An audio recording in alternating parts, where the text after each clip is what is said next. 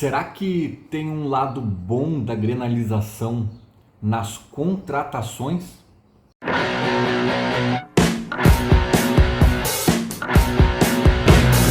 Indo direto ao ponto, sim, eu acho que tem um lado bom na grenalização.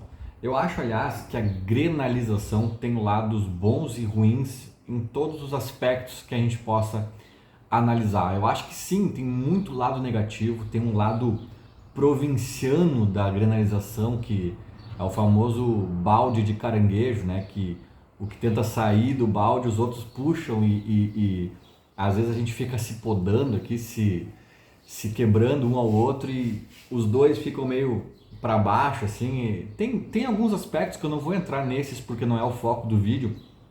Tem alguns aspectos que a granalização é ruim e eu acho até que as pessoas focam mais nesse lado ruim, tá? As pessoas, grenalizar virou um termo quase assim negativo, pejorativo. Virou pejorativo, tá grenalizando.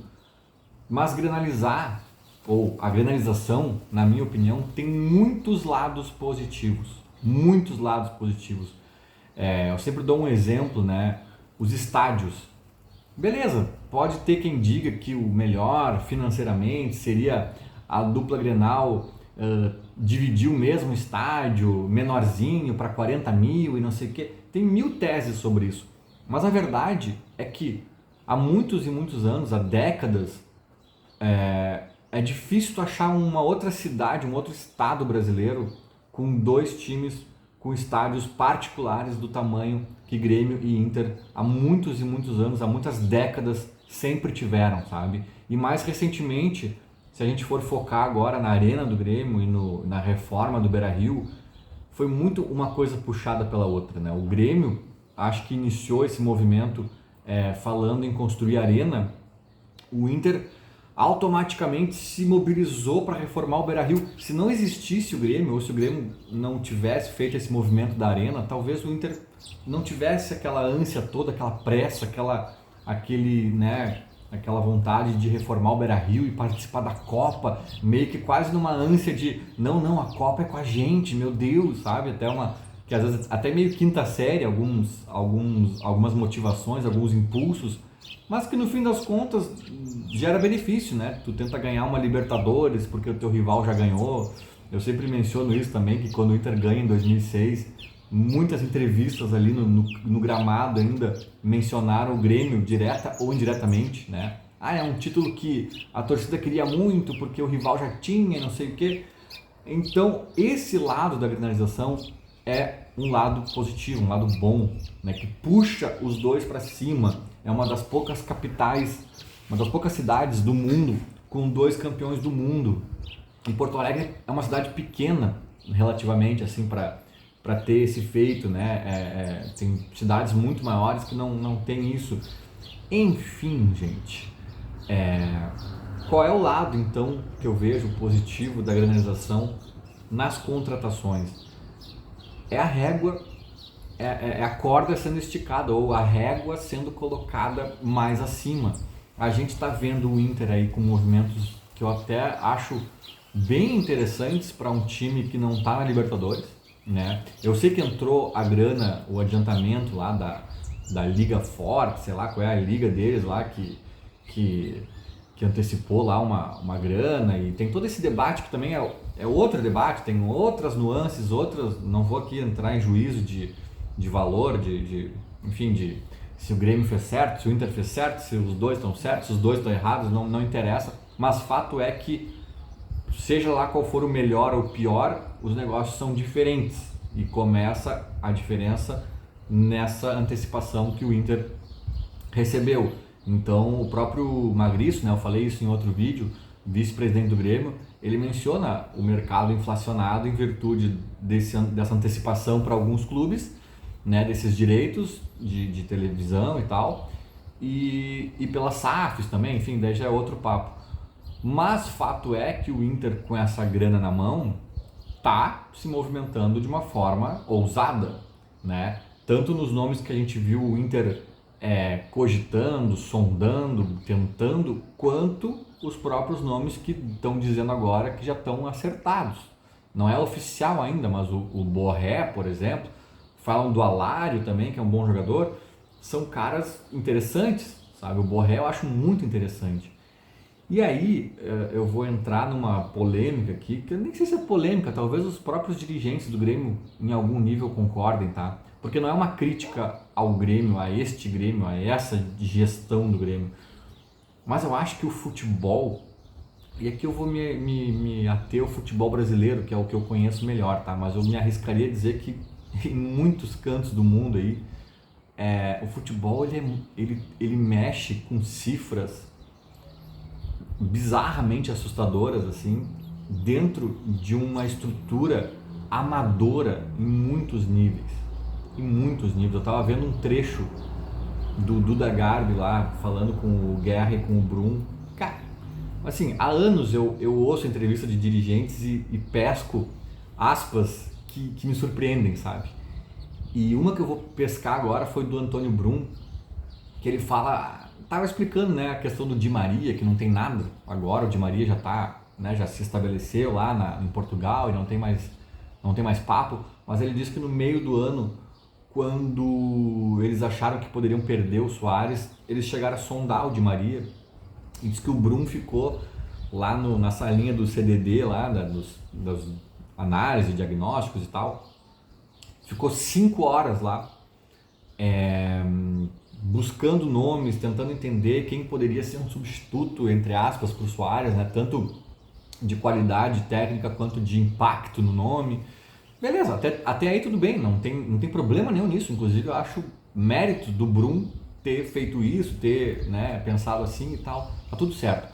Mas olha só como é amadora a estrutura do Grêmio, cara. A gente tá falando de Luís Soares jogando no Grêmio. A gente está pensando que ele vai sair e a gente quer achar um substituto para ele. E aqui eu vou falar, tá? A profissão do Antônio Brum sem nenhum tom de ironia ou sem ser pejorativo. Mas daí um dentista entra na sala de análises de diagnósticos, enfim, de dados de jogadores, scouts, não sei o quê, e fica 5 horas lá tentando entender quem o Grêmio pode trazer para, entre aspas, não tem substituto para o Soares, né? Mas substituir ou tentar fechar o vácuo deixado pelo Soares de alguma forma, preencher esse vácuo de uma forma minimamente satisfatória.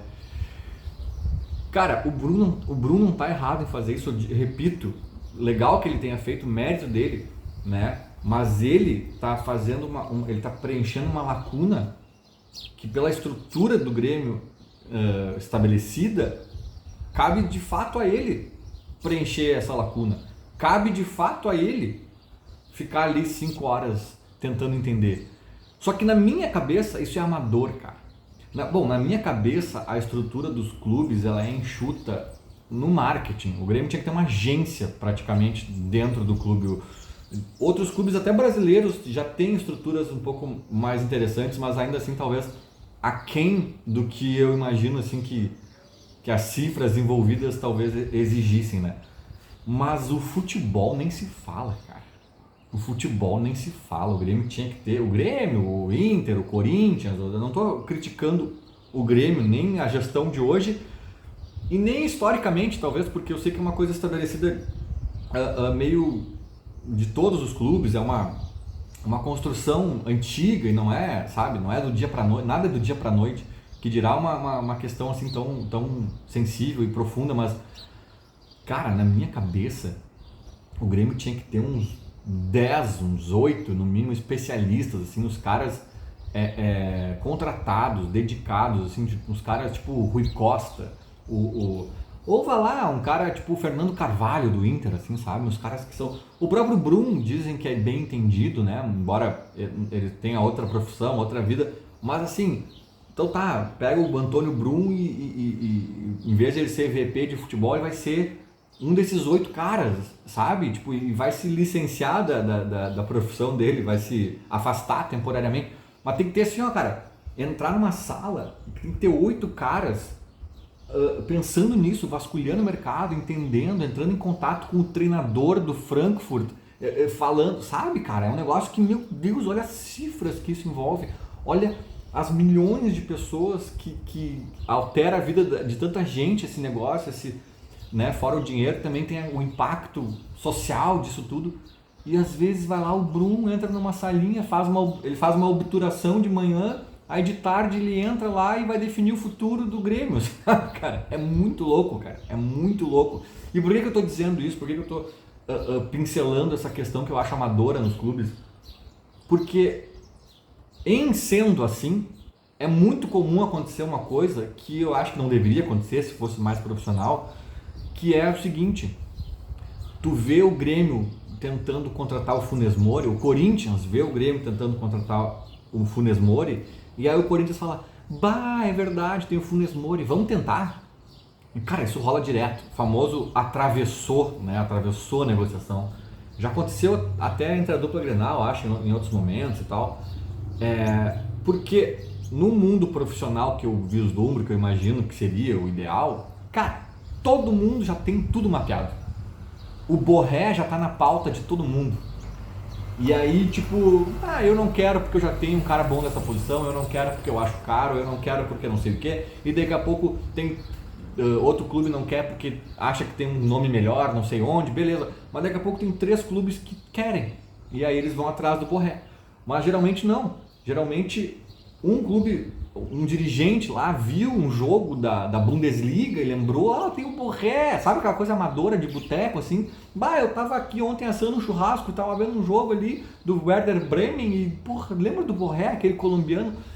É verdade, vamos atrás dele. Aí os caras vão atrás e aí o Corinthians fala, tem o Borré, vamos também, sabe? Então, sendo assim a realidade, a gente sabe que o Grêmio também cansa de contratar jogador que joga bem contra o Grêmio ou joga bem contra o Inter, às vezes, que também está no nosso radarzinho aqui, mais amador, né?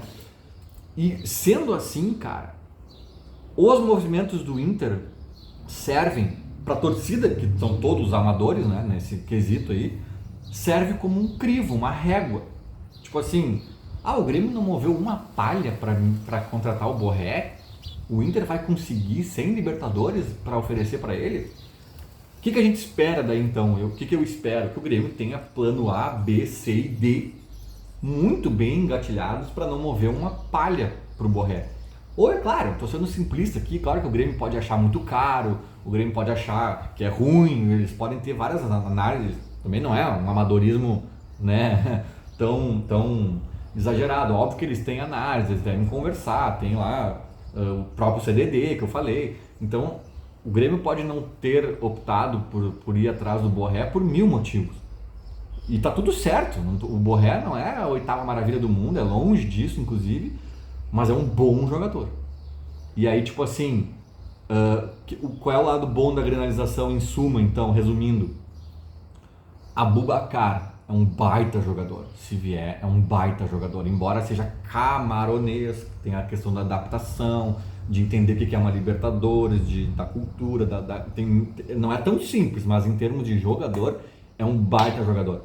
Funes Mori, eu acho que é menos que o Aboubakar, mas é um bom jogador. Se vierem ambos, ou pelo menos um deles e tal, beleza, o Grêmio optou por esse nome, porém não optou pelo Borré. Tá explicado, tá tudo certo, e a princípio é o que tá acontecendo, é o que tá andando. Agora, deu zebra no Aboubakar, deu zebra no Funes Mori, não veio, não sei o que, e não vem mais ninguém, e daqui a pouco o Inter fecha com o Borré num dia e o Grêmio anuncia o Daverson no outro, né? Ou um Churin 2.0 aí do Paraguai ou de outra liga aí.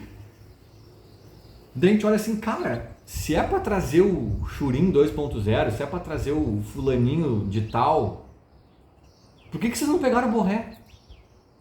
Sabe? Então esse crivo aí, ainda mais o Grêmio tendo uma Libertadores, o Grêmio tem uma Libertadores, na minha opinião, o Grêmio tem até outra vantagem em relação ao Inter esse ano. Talvez até financeiramente os dois estão mal, né? Mas talvez o Grêmio seja um pouco menos pior, mas o Grêmio tem o fator Suárez, cara. O cara saber que vai ser o cara que vai jogar no clube que o Suárez estava jogando até ontem, também tem um peso, na minha opinião. Tem uma grife, tem um cartaz aí, sabe? Então, assim, Se o cara foi reto pro Inter, o Grêmio não tentou mover uma palha, a gente espera, bom, então assim, quem tá vindo vai ser de Borré para cima, sabe? Então esse crivo, essa régua que se cria, e é inevitável olhar pro vizinho, olhar pro rival, eu acho que é positiva. Eu acho que é positivo porque aumenta um pouco a expectativa da torcida, a exigência da torcida e a própria necessidade da direção responder. Sabe? A direção sabe que se anunciarem o Borré no Inter num dia e anunciarem o Daverson no Grêmio no outro, vai ser crise, né? E vai ser crise. Tu anunciar o Daverson no meio do ano passado, né, sem grandes alardes, sem nada, todo mundo achar ok, legal, mais uma opção interessante aí para substituir o Suárez. Agora, se tu anuncia neste contexto, já vira crise, né? Então, quer anunciar um centroavante, cara, só lembra que o Inter anunciou o Borré. E aí, quem vocês vão anunciar? Então, eu acho que nesse sentido, assim como eu falei dos estádios, dos próprios títulos e tal, eu acho que nesse sentido a granalização pode ser positiva e óbvio que eu detesto ver o Inter contratando ou sondando bons nomes, mas se tem um lado positivo nisso, é o que respinga no Grêmio. Vamos acompanhar, eu espero que venham aí esses nomes aí que o Grêmio está especulando, são bons nomes e espero que venham muitos outros, porque vamos precisar. Feito, era mais ou menos isso, falou, abraço.